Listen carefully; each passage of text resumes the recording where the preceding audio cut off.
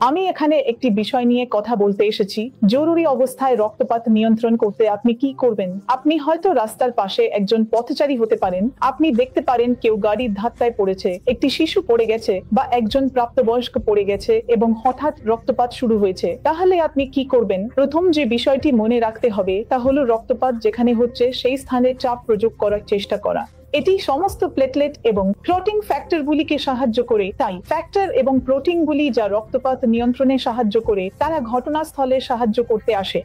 এছাড়াও এটি ধমনী বা রক্তনালীর লুমেন বা অভ্যন্তরীণ অংশকে সংকুচিত বা বন্ধ করে দেয় যা রক্ত সরবরাহ করছে। তাই রক্তপাত তৎক্ষণাৎ বন্ধ হয়ে যায়।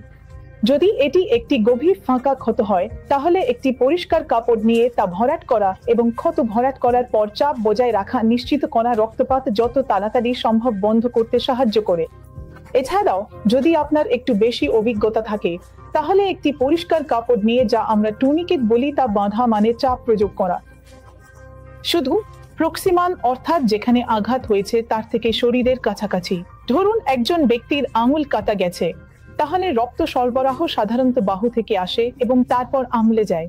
তাই শরীরের কাছাকাছি চাপ প্রয়োগ করা নিশ্চিত করুন যে এই আঙুলের রক্ত সরবরাহ কমে যায় এবং তাই রক্তপাত কমে যায়। অবশ্যই দর্শকদের সাহায্য, অন্যদের সাহায্য চাওয়ার চেষ্টা করুন এবং জরুরি নম্বরে কল করুন। নিশ্চিত করুন যে জরুরি সেবা যত তাড়াতাড়ি সম্ভব পৌঁছায়।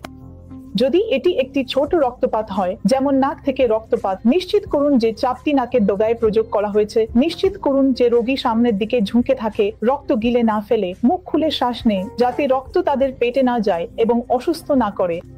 যদি এই চাপ প্রয়োগের পরেও অন্তত 5 মিনিটের মধ্যে রক্তপাত বন্ধ না হয় ততক্ষণে আপনাকে পরিবহনের ব্যবস্থা করার চেষ্টা করতে হবে যাতে রোগীকে যত তাড়াতাড়ি সম্ভব নিকটস্থ হাসপাতাল বা জরুরি কক্ষে নিয়ে যাওয়া যায়। জরুরি অবস্থায় রক্তপাত নিয়ন্ত্রণের বিষয়ে আপনার যদি অন্য কোনো প্রশ্ন থাকে তাহলে আমাদের সাথে যোগাযোগ করতে দ্বিধা করবেন না। ধন্যবাদ।